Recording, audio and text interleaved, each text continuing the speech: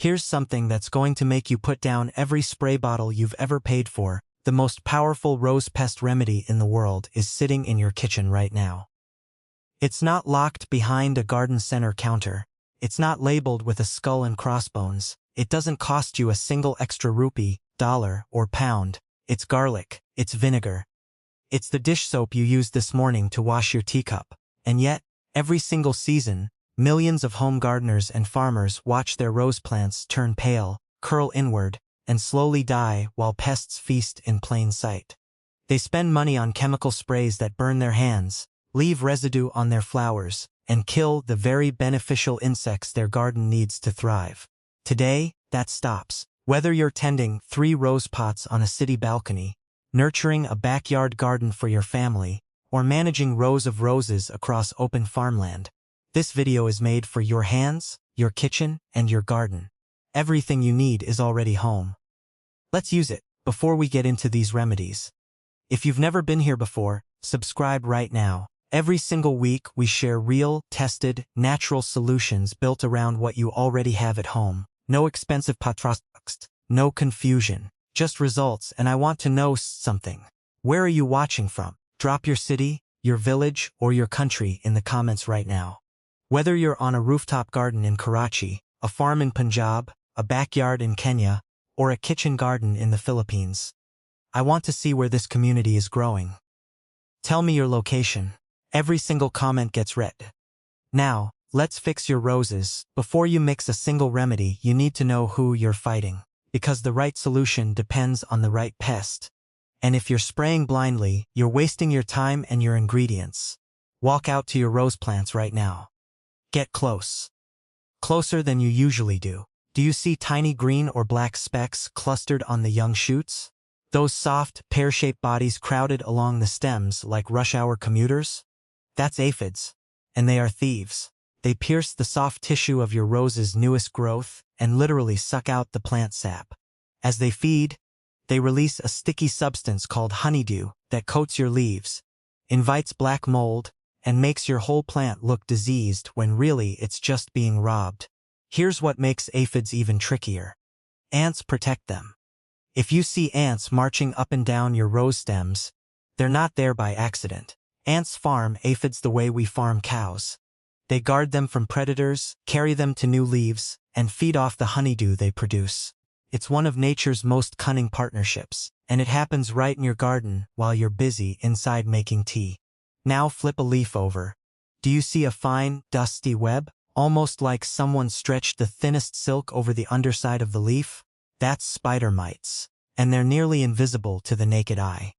They thrive in hot, dry weather, and reproduce so fast that within a week, a small colony becomes an infestation. The leaves they feed on go pale, then yellow, then brown, and fall off. Left unchecked, spider mites can strip a rosebush bare within 2 weeks. Look at your younger leaves next. Do any of them seem to be curling in on themselves, rolled like tiny scrolls, held shut by a thread of silk? That's the work of leaf-rolling caterpillars. These crafty insects spin a protective cocoon out of your own rose leaves and feed from the inside, completely hidden from view. You won't see them unless you unroll the leaf by hand. Meanwhile, they're eating the rose from the inside out. And if you come to your garden in the morning and find large ragged holes in the leaves, sometimes with a glistening trail nearby, that's snails or slugs. They feed at night, crawl across your plants, and leave behind slime trails that are the perfect breeding ground for fungal disease.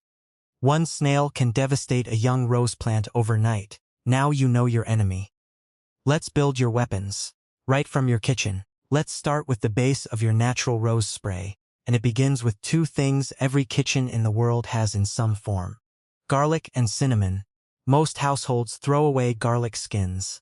Most families have a tin of cinnamon powder sitting in the back of a spice cabinet, forgotten.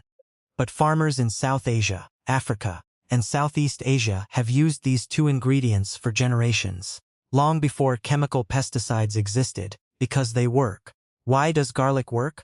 Garlic contains a compound called allicin, the same thing that makes garlic smell so sharp and strong when you crush it.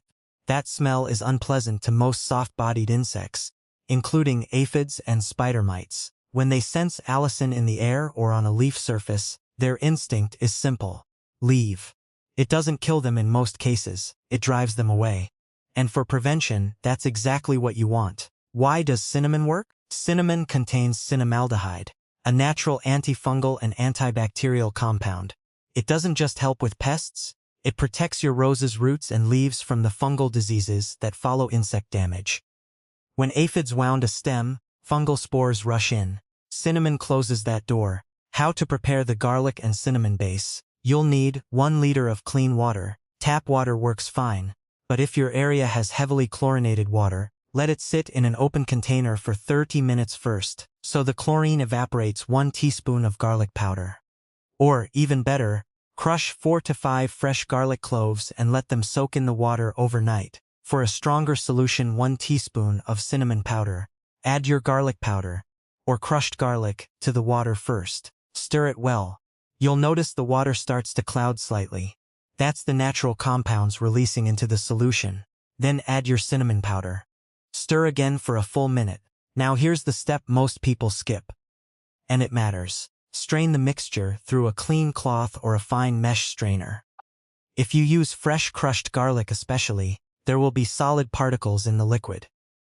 If those particles get into your spray bottle, they will clog the nozzle and your sprayer dies on the second use. Strain it clean. For home gardeners, this base solution alone, even before we add anything else, can be sprayed directly on rose plants that are just starting to show pest activity. Spray every other day for a week, and watch the aphid clusters thin out. For farmers, scale this up easily. For every 10 liters of water, use 10 teaspoons of garlic powder and 10 teaspoons of cinnamon. Mix in a bucket, strain through cloth, and load into a backpack sprayer. This is one of the most cost-effective prevention sprays you can make in bulk. Set your base solution aside. We're about to make it much more powerful. Here is where your spray goes from good to devastating for pests. And it uses 3 more things already in your home. White vinegar. The acidic barrier white vinegar is mildly acidic, and that acidity does something beautiful for your rose plants. First, it disrupts the waxy protective coating on certain insects, making their bodies more vulnerable. Second, it makes the leaf surface slightly inhospitable for fungal spores to take hold. Third, and this is the sensory detail most people don't know, the sharp, acidic smell of vinegar confuses pests that navigate by scent. Aphids, in particular, use scent trails to find their feeding spots. Spray vinegar, and those scent maps disappear. You need 60 milliliters of white vinegar per liter of water. That's about 4 tablespoons. Don't go higher than this. Vinegar that's too concentrated can slightly stress your rose leaves, especially in hot weather. More is not better here. Measure it. Cooking oil. The suffocating layer. This is the ingredient most home gardeners don't think to use, and it's a game changer. When you add a thin layer of oil to your spray, it coats the body of soft-bodied insects like aphids and spider mites. Insects breathe through tiny pores along their bodies called spiracles. Oil blocks those pores. It's not cruel, it's physics. The insects suffocate. And because the oil also helps your spray cling to the leaf surface instead of running off in the next breeze, your remedy stays active longer. Add 1 tablespoon of cooking oil. Any plain cooking oil works. Sunflower, canola, vegetable oil. Whatever's in your kitchen. Don't use strong flavored oils like sesame or mustard. Their scent can linger on the plant. Dish soap. The emulsifier and pest destroyer oil and water don't mix, which means if you just pour oil into your spray, it'll float on top and clog your nozzle. Dish soap is what fixes that. It's an emulsifier. It breaks the oil into tiny droplets and distributes them evenly through the water. But dish soap does a second, powerful job. It strips the protective waxy coating from soft-bodied insects on contact. The moment dish soap touches an aphid's body, that coating dissolves. The aphid dries out and dies. Add 2 tablespoons of dish soap. Any regular liquid dish soap. Unscented is better if you can find it, but the scented versions work too.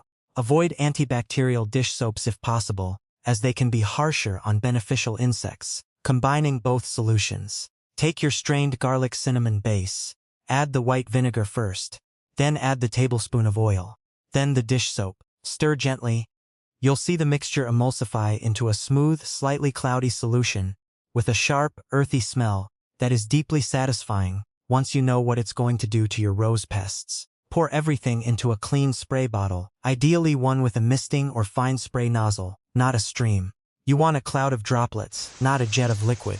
A fine mist coats every surface. A stream just knocks the insects off temporarily without treating the plant. Mixing the solution correctly is only half the battle. How you apply it determines whether you're treating your plants or just getting them wet. Step 1. Spray the whole canopy, top and bottom. This sounds obvious, but most people only spray the tops of leaves because that's what they can see. The pests don't live there. Aphids, spider mites, and caterpillar eggs all hide on the undersides of leaves and in the leaf axils, the tight junctions where a leaf stem meets the main branch. Those are the dark, sheltered spots pests call home. If you're not spraying the undersides, you're missing 70% of the problem. Hold your spray bottle slightly below leaf level and angle it upward. Get the mist under every leaf. Yes, it takes more time. Yes, it's worth it. Step 2. Focus on young growth, the newest, most tender shoots. The bright red or light green growth at the tips of your rose stems are where pests strike first. That tissue is soft, full of sap, and easy to pierce. Coat those tips thoroughly every time you spray. Step 3. Time your spraying right. The best time to spray is early morning, just after sunrise.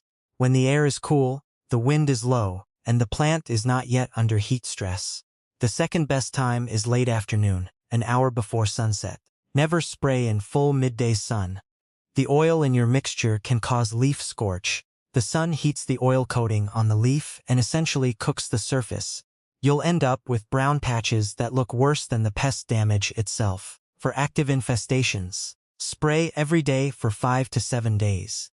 You will see a visible reduction in pest populations within 3 days if you're applying correctly and covering the undersides of leaves. For prevention, which is the real goal, spray once every 2 weeks throughout the growing season.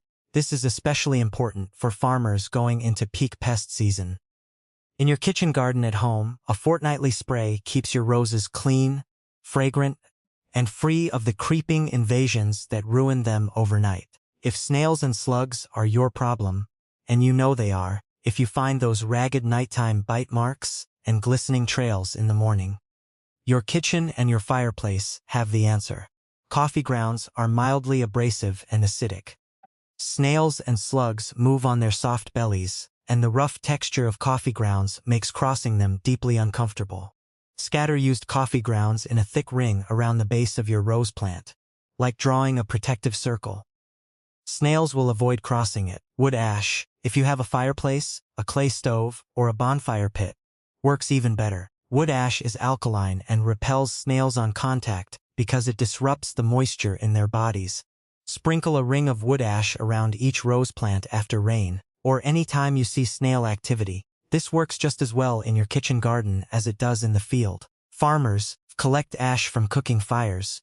It costs nothing and protects an entire row of plants with just one application. Your roses are not fragile. They are ancient, resilient, gloriously alive, and they fight for themselves when you give them the right support. Everything we talked about today is already in your home. The garlic, the cinnamon, the vinegar, the oil, the soap, the coffee grounds, the ash. You didn't need to spend a single coin. You just needed to know how to use what you already had, whether you're growing in pots on your balcony or managing acres of farmland. These remedies work at every scale, in every climate, in every season. Natural is not weak. Natural is just smarter. If you haven't subscribed yet, do it right now. Because next week we're going into something that surprises every gardener we show it to. We're talking about banana peels and eggshells. 2 things you throw away every week, and how they become the most powerful natural rose fertilizer you've never tried. You won't want to miss it. And before you go, drop your location in the